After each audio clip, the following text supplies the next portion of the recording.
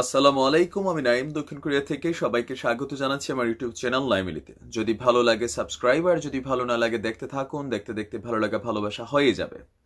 দর্শক, চীন চীন আসলে এই মুহূর্তে চীন আমাদের অনেকের কাছেই ফেভারিট, হয়তোবা আমার কাছে না, বরাবরই আমি চীনকে পছন্দ করি না, বাট অনেকের কাছেই চীন প্রিয়। কেন? ভারত এবং চীনের মধ্যে একটা যুদ্ধ অবস্থা, আর চীন অলরেডি ভারতের লাদাখের বেশ কিছু অঞ্চল দখল করে নিয়েছে। অনেক ভারতীয় সেনা চীনের হাতে মারা গিয়েছে। আর যুদ্ধ হলে চীন যে জিতবে সেই সম্ভাবনাটাই বেশি, যার কারণে ভারতের প্রতি যাদের একটু নেগেটিভ মেন্টালিটি আছে, আর ভারত এই নেগেটিভ মেন্টালিটিটা বাঙালির কাছ থেকে অর্জন করে নিয়েছে। আর এজ এ রেজাল্ট মানুষ, প্রতিবেশী দেশ ভারত হলেও চীনের পক্ষে অনেকেরই অবস্থানটা। বাট আমি আজকের ভিডিওতে যেটা আপনাদের সামনে নিয়ে আসছি, অতীতে আমি বেশ কয়েকটা ভিডিও করছি, চীন আসলে কখনোই কারো বন্ধু না। নাম্বার ওয়ান হচ্ছে চীন। আপনি দেখেন বাংলাদেশ, পাকিস্তান সহ আমাদের আশেপাশের যে দেশগুলা, তাদের মধ্যে হিউজ পরিমাণে ইনভেস্ট, নানান সুযোগ সুবিধা দিয়ে কিছু কিছু বেলায় আমাদের মুখগুলা বন্ধ করে রেখেছে। ইভেন পাকিস্তানের প্রধানমন্ত্রী ইমরান খান, তিনি পর্যন্ত চীনের উইঘরের ব্যাপারে কথা বলতে খুব হিসাব নিকাশ করে বলেন। কারণ একটাই, বন্ধুত্ব। কাশ্মীরে মুসলমানদের ব্যাপারে যতটুকু ভালোবাসা পাকিস্তানের আছে, বাট চীনের উইঘরে মুসলমানদের নির্যাতনের যে গল্প, ইতিহাসকে ধরেন একটা কালো অধ্যায়, একটা কালো চ্যাপ্টার ক্রিয়েট করছে, সেই উইঘর সম্পর্কে আমরা কোনো দেশে চীন সম্পর্কে খুব বড় কোনো অ্যাকশনে যায় না। আজকে উইঘরের লাস্ট আর একটা আপডেটিং, যা শুনলে আপনার চোখে পানি আসবে। কেন আসবে? একটাই কারণ, যেহেতু আমি একজন মুসলমান, ভাই আমি খুব বেশি বড় মুমিন টাইপের মুসলমান না, আমি ব্লুটুথ মুসলিম, গান গাই, নামাজও পড়ি, রোজাও রাখি, জাকাতও দেই, হজও করবো ইনশাল্লাহ, ছবিও দেখি, মানে পজিটিভ নেগেটিভ আছে, এরকম মুসলমানের সংখ্যা বেশি। বাট কোথাও না কোথাও যখন মুসলমানদের উপর নির্যাতন হয় বিনা কারণে, উইদাউট পলিটিক্যাল ইস্যু, তখন আমার কাছে সেটাতে নিজের গায়ে লাগে, খারাপ লাগে। চীনের উইঘুর সম্প্রদায়, আপনারা জানেন যে জাতিসংঘের দেওয়া তথ্য অনুযায়ী 10 লক্ষের উপরে আপনার উইঘর মুসলিম সম্প্রদায়, সেখানে তাদের চীনের যে কমিউনিস্ট সরকার আছে, তাদের অত্যাচারিতে আপনার প্রায় গত 5-6 বছরের উপরে এখানে অত্যাচারিত হচ্ছে। তাদের সাথে ভেতরে যা ঘটছে, বিশ্বে দেখানোর কোনো সিস্টেম নেই। চীন উইঘুর সম্প্রদায়ের যে এরিয়াটা, বিশেষ করে হোতান, কাশগুর, জিনজিয়াং যে এরিয়াগুলা, সেইখানে আন্তর্জাতিক সাংবাদিক যারা আছেন তাদের ঢুকা, বা সেইখান থেকে ইন্টারনেট ব্যবহার করে কোনো তথ্য প্রদান করা, মানে নানান ধরনের এতটা প্রযুক্তিকে ইউজ করে তারা তাদের তথ্যগুলাকে গোপন রাখছে যে আপনার মানে বিশ্ব তাদের সম্পর্কে জানেই না। বাট তারপরেও এবিপি, এপি, কয়েকটা আন্তর্জাতিক গণমাধ্যম যারা আছে, তারা মাঝে মাঝে উইঘরে মুসলমানদের সাথে কি হচ্ছে সেটা প্রকাশ করে।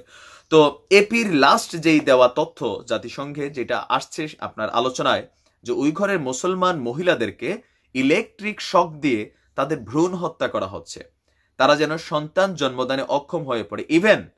ইভেন এই করোনার সিচুয়েশনের মধ্যে মুসলমানদেরকে জোর করে, এই উইঘর মুসলিম সম্প্রদায়ের মানুষদেরকে জোর করে কাজে পাঠানো হয়েছে, যেখানে করোনায় আক্রান্ত হলে হোক।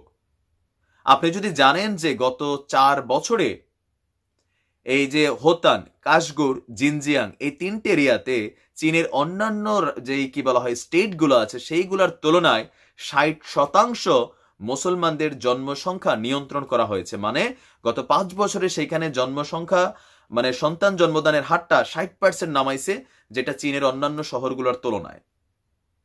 আপনি বোঝেন যে সেখানে কি হচ্ছে।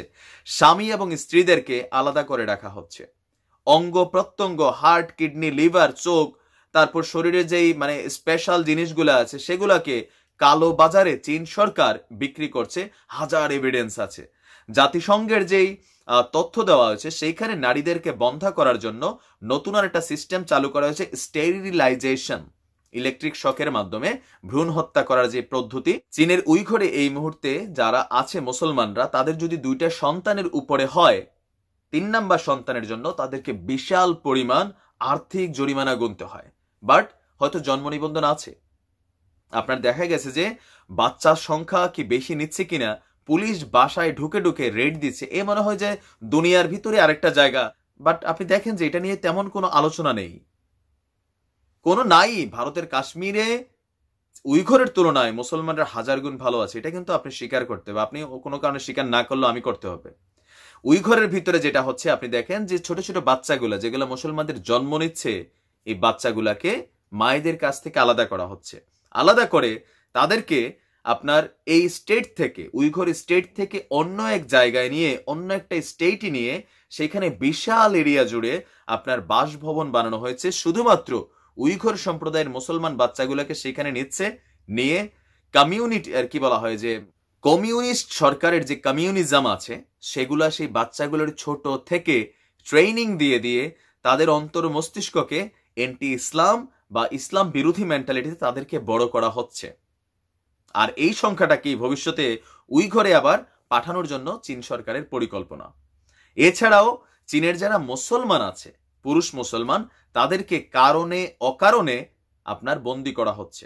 লক্ষ লক্ষ পুরুষদেরকে বন্দি করে চীনা যেই মানে সেনারা আছে, সেই সেনারা আপনার প্রতিনিয়ত উইঘুর মুসলিম সম্প্রদায়ের বোনেরা আসলে মানে কি যে কঠিন অবস্থা, এটা আপনি বুঝবেন না আপনি যদি ডকুমেন্টারিগুলো দেখেন, আন্তর্জাতিক খবর পড়েন, যে তাদের ঘরে ঢুকে জোর করে তাদেরকে ধর্ষণ করা হচ্ছে। মানে পালাক্রমে বিষয়টা হচ্ছে যে আসলে খুবই মানে মেজাজ এত গরম হয়।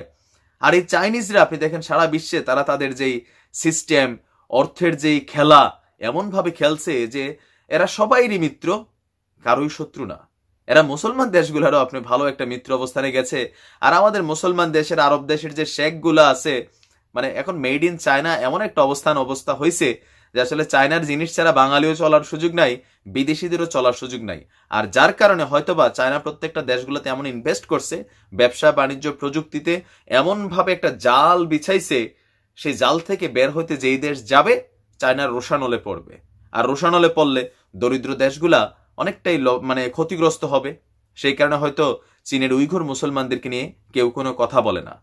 চীনের উইঘুর মুসলমানদের মধ্যে একজন বোন, তিনি আপনার মেবি আপনার কাশগর কারাগার থেকে তিনি মুক্তি নিয়েছিলেন কোনো এক মাধ্যমে, সেখান থেকে পালিয়ে গিয়ে পরবর্তী সময় একটা আন্তর্জাতিক রোহিঙ্গা সংস্থার মাধ্যমে, আমি জানি না মানে এটা কি বলা হয়, যে তাদের মাধ্যমে সে কোন একটা এনজিওর হাতে পড়ে, সেইখান থেকে সে আপনার আমেরিকাতে চলে যায়। যাওয়ার পরে সে এমন এমন তথ্য দিছে যে মুসলমান নারীদেরকে খাবারের সাথে, মানে এই মেয়েটা বন্দা ছিল তো, ওইখানে যাবার পরে তার শরীরের উপর যে পরীক্ষা চালানো হয়েছে সেখানে দেখা গেছে ধীরে ধীরে মানে উইঘুর সম্প্রদায়ের যে খাবারগুলা যায়, আপনি বোঝেন যে ওইখানে যে খাবারগুলা যায় কৃষিজ পণ্য ছাড়া, ঔষধ মানে পানীয় জাতীয় বা যে কোনো কিছু হোক, খাবার জাতীয় জিনিসগুলোর সাথে চীনা সরকার কৌশলে এমন এমন বিষাক্ত কেমিক্যাল মিশাই দেয়, আবার নারীদেরকে এমন এমন ইনজেকশন দেয় যে তাদের যে সন্তান জন্মদানের যেই ক্ষমতা গোপনে মানে টেকনিক্যালি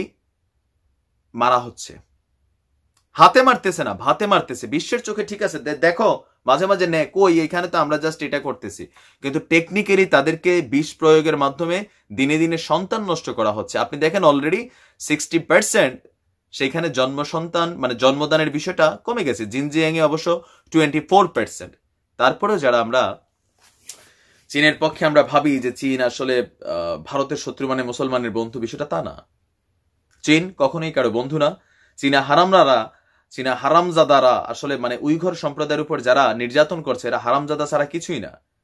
চীনা সরকারের যে পদ্ধতি, চীনা সরকারের যে পলিসি কোন একদিন হইতে পারে, এই যে দেখেন বিশ্বের সবচেয়ে পরাশক্তি দেশ আমেরিকার সাথে টক্কা দিচ্ছে, খেলতেছে, ওপেনলি খেলতেছে। তো ভবিষ্যতে এই পরাশক্তির দেশটা করবে কি বিভিন্ন দেশের উপরে দখল নেওয়ার জন্য কোন এক সময় হয়তো বাংলাদেশের দিকেও নজর দিতে পারে, সেদিন খুব বেশি দূরে না। চীনের ব্যাপারে আমার মনে হয় যে যারা জেনে না জেনে চীনকে সাপোর্ট করেন, হ্যাঁ চীনের সাথে আমাদের ব্যবসায়িক বাণিজ্যিক নানান দিকে আমরা পজিটিভ ফেসিলিটিস নিচ্ছি, সেটা আলাদা। আবার ভারতের সাথে আমাদের দুশ্মনী নেই, বাট ভারতের এই যে বিজেপি সরকারের কিছু পাগল মন্ত্রী, তারপরে হচ্ছে ভারতের কিছু আবাল টাইপের মিডিয়া, তারা হচ্ছে কি বাংলাদেশের ভিতরে এন্টি ভারতের একটা বীজ বপন করে দিয়েছে, যার কারণে বাঙালিরা কারণে অকারণে ভারতের যে কোনো ইস্যুতে খুব খুশি হয়। আর এটা একমাত্র ভারতের সরকার, ভারতের কিছু সাধারণ মানুষও আছে, তারা এই হিংসার বীজটা মানুষের অন্তরে বপন করে দিয়েছে। বাট আমি মনে করি হিংসা আসলে কখনোই ভালো কিছু আনে না।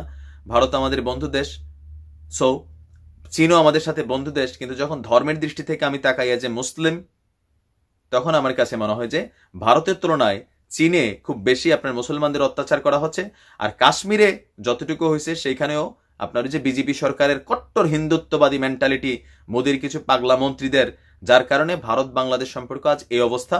চীনের বিরুদ্ধে যারা সচেতন মানুষ তারা এন্টি চীন অবস্থায় আছেন। তো যাই হোক, ভালো থাকুন, সুস্থ থাকুন, ওই ঘরের মুসলমানদেরকে আল্লাহ হেফাজত করুক। আসসালামু আলাইকুম।